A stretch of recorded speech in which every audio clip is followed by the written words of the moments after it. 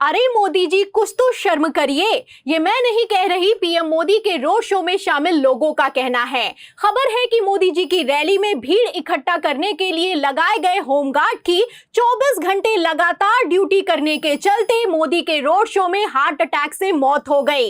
लेकिन मोदी जी वहां से हाथ हिलाते निकल गए और बेशर्मी की हद तो तब पार हो गई जब प्रधानमंत्री नरेंद्र मोदी इतना हड़बड़ा गए कि हाई अलर्ट घोषित कर दिया है और अपने आसपास आने वाले हर शख्स के लिए कोरोना टेस्ट कराने के आदेश पारित किए हैं। तो बिहार में ऑपरेशन सिंदूर के नाम पर वोट मांगने पहुंचे प्रधानमंत्री नरेंद्र मोदी कैसे भाग खड़े हुए आपको बताएंगे, लेकिन खबर में सबसे पहले बिग ब्रेकिंग देखिए। खबर आप देखिए अमर उजाला की। देखिए इसमें लिखा हुआ है कि पीएम नरेंद्र मोदी के करीब आने वालों की होगी कोरोना जांच, रोड शो के दौरान हाई अलर्ट जारी कर दिया गया है। तो एक तरफ कोरोना के केसेस बढ़ रहे हैं, दूसरी तरफ प्रधानमंत्री नरेंद्र मोदी के रोड शो में होमगार्ड की मौत हो गई है। वहीं इसी बीच आप देख सकते हैं कि पीएम मोदी इतना हड़बड़ा गए हैं कि कोरोना को लेकर रैली और रोड शो में हाई अलर्ट जारी कर दिया गया है। सिर्फ हाई अलर्ट जारी नहीं हुआ है, यहां पर मैं आपको बता दूं कि प्रधानमंत्री नरेंद्र मोदी के जो जो शख्स करीब जाएगा उसका कोरोना टेस्ट किया जाएगा। तो चाहे जो भी हो जाए, प्रधानमंत्री नरेंद्र मोदी का ऑपरेशन सिंदूर के नाम पर चुनाव प्रचार अब थमने वाला नहीं है, रुकने वाला नहीं है। पहले तो गुजरात में चुनाव प्रचार करने के लिए पहुंचे, रोड शो करने के लिए पहुंचे और अब बिहार में 2 दिवसीय यात्रा पर पहुंच गए हैं।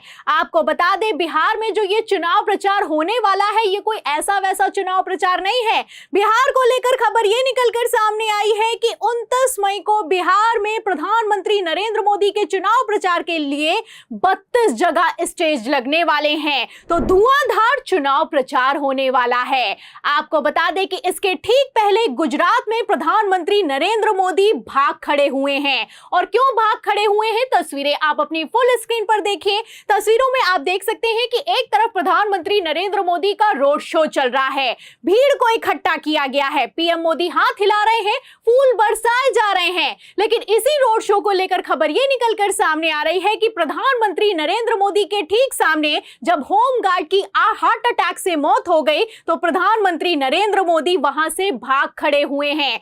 आपको बता दें, इस भीड़ को लेकर भी दावा किया जा रहा है कि इस भीड़ के लिए पैसे बांटे गए हैं, कलेक्टर ऑफिस से लेकर पुलिस वालों को लगा दिया गया है और इतना लगा दिया गया है कि 24 घंटे की ड्यूटी लगाई गई है। और इसी 24 घंटे की ड्यूटी के दौरान वडोदरा में पीएम मोदी के रोड शो की तैयारी में एक होमगार्ड की हार्ट अटैक से मौत हो गई है। तस्वीर आप देख सकते हैं और इस होमगार्ड का नाम नितेश भाई जारिया बताया जा रहा है। तो ये गुजरात का हाल हो चुका है। अरे जो प्रधानमंत्री नरेंद्र मोदी गुजरात के वडोदरा में अपने रोड शो में फूल बरसाने के लिए कर्नल सोफिया कुरैशी के परिवार को बुला सकते हैं, कलेक्टर ऑफिस से फोन करवा सकते हैं, वो करने को कुछ भी कर सकते हैं। फिलहाल इस पर कांग्रेस भड़की भी है। सुप्रिया श्रीनेत्र का कहना है कि इस बेहयाई के लिए एक अलग तरह का जिगर चाहिए। पहलगाम में आतंकी हमला हुआ, वहां नहीं गए। पुंछ में हमारे निर्दोष लोग शहीद हुए, वहां नहीं गए। सर्वदलीय बैठक हुई, वहां नहीं गए। ट्रंप रोज सीज फायर का श्रेय लेता है, कुछ नहीं बोलते। लेकिन बोलते हैं तो कहां पर बोलते हैं? रोड शो में बोलते हैं, रैली में बोलते हैं, चुनाव प्रचार में बोलते हैं। और बोलते हैं तो ऐसा बोलते हैं, ऐसी घटिया बयानबाजी करते हैं, ऐसी शर्मनाक बयानबाजी करते हैं, ऐसे डायलॉग मारते हैं कि शक्ति कपूर भी शर्मा जाए। आप अच्छे से जानते हैं कि किस तरीके की लफाजी की जा रही है। बयान दिया जा रहा है कि हमारी रगों में खून नहीं बल्कि सिंदूर दौड़ता है, गरम सिंदूर दौड़ता है। कहना है कि सुख चैन से जियो, रोटी खाओ वरना मेरी गोली तो है ही। इस तरह के प्रधानमंत्री नरेंद्र मोदी की तरफ से बयान दिए जा रहे हैं, भरे मंच से दिए जा रहे हैं, लेकिन शर्म है कि आती नहीं। एक तरफ प्रधानमंत्री नरेंद्र मोदी भरे मंच से बयान दे रहे हैं, दूसरी तरफ गोदी मीडिया ने बेशर्मी की हद पार कर दी है। कैसी खबरें चलाई जा रही है, खबर मैं आपको दिखा भी देती हूं। खबर आप देखिए न्यूज़ 18 की, इसमें लिखा हुआ है कि ब्रह्मोस मिसाइल से भी ज्यादा चोट पहुंचा रही होंगी पीएम मोदी की ये बातें। तो आप देख सकते हैं कैसी चाटुकारिता चल रही है और कैसा चुनाव प्रचार चल रहा है। और यहीं पर प्रधानमंत्री नरेंद्र मोदी नहीं रुके हैं। हद तो तब पार हो गई है जब पहलगाम आतंकी हमले के लिए भी नेहरू को जिम्मेदार ठहरा दिया है। कहना है कि 3 टुकड़े वाली बात अगर सरदार पटेल ने जब कही थी, कांग्रेस ने मान ली होती तो पहलगाम अटैक नहीं होता। तो 75 साल पहले जो हुआ था उसके लिए 2025 में प्रधानमंत्री नरेंद्र मोदी ने जवाहरलाल नेहरू पर ठीकरा फोड़ दिया है। वही कुछ होता हुआ नजर आ रहा है जिसकी उम्मीद की जा रही थी, लेकिन यहां पर उम्मीद से भी हद पार हो चुकी है। क्योंकि एक तरफ प्रधानमंत्री नरेंद्र मोदी एनडीए की मीटिंग में कहते हैं कि ऑपरेशन सिंदूर पर बयानबाजी से बचें, वहीं दूसरी तरफ खुद कितने घटिया और शर्मनाक बयान दे रहे हैं,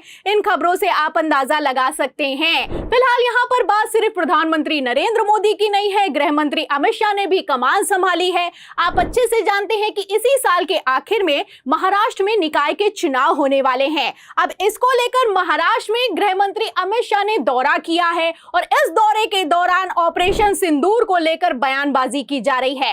कहना है कि उधर से गोली आएगी तो मोदी जी इधर से गोला मारेंगे। इतना ही नहीं, अमित शाह यही नहीं रुके, आगे कहने लगे कि अगर बाला साहेब जिंदा होते तो ऑपरेशन सिंदूर के लिए प्रधानमंत्री नरेंद्र मोदी को गले लगा लेते। एक तरफ अमित शाह बोले हैं, दूसरी तरफ उद्धव ठाकरे ने मुंह तोड़ जवाब देते हुए कहा है कि अगर बाला साहब ठाकरे आज जिंदा होते तो गले नहीं लगाते, बल्कि पहलगाम आतंकी हमले में हुई चूक के लिए इस्तीफा मांग लेते। फिलहाल ये लोग इस्तीफा देने से रहे, मणिपुर जाने से रहे, पहलगाम जाने से रहे, पुंछ जाने से रहे और किसी तरह का जवाब देने से रहे।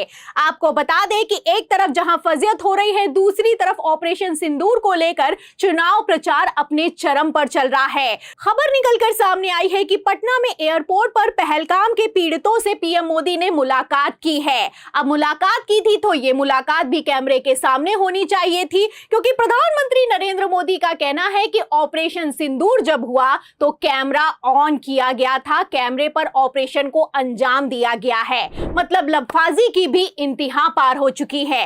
इन लोगों को शर्म है कि आती नहीं, और बेशर्मी तो इतनी सवार है कि चुनाव प्रचार के दौरान सारी की सारी हदें ही पार करके रख दी हैं। ध्यान रखिए, पहलगाम आतंकी हमले में 26 लोग मोदी सरकार की चूक से मारे गए हैं, इसलिए कोई इनाम नहीं, कायदे से इस्तीफा होना चाहिए। और जहां तक रही ऑपरेशन सिंदूर की बात, ये सेना के शौर्य और फौजियों की शहादत का नतीजा है, वरना 56 इंच की छाती वाले कैसे सीज फायर करके भाग खड़े हुए आप जानते हैं। अरे जो लोग मोदी की रैली में होमगार्ड की 24 घंटे की ड्यूटी लगा सकते हैं और उसकी मौत के बाद अपनी जान बचाने के लिए हाई अलर्ट घोषित कर सकते हैं, वो कुर्सी बचाने के लिए कुछ भी कर सकते हैं। फिलहाल आपको क्या लगता है, क्या बिहार में जिस तरीके से चुनाव प्रचार किया जा रहा है, ऐसे हालातों में ऑपरेशन सिंदूर के नाम पर क्या भारतीय जनता पार्टी बिहार को जीत पाएगी? इस सवाल के जवाब में इस पूरी रिपोर्ट पर भारतीय जनता पार्टी की बेशर्मी पर आपकी क्या राय है, हमें कमेंट बॉक्स में जरूर लिखें। वीडियो को ज्यादा से ज्यादा शेयर करें,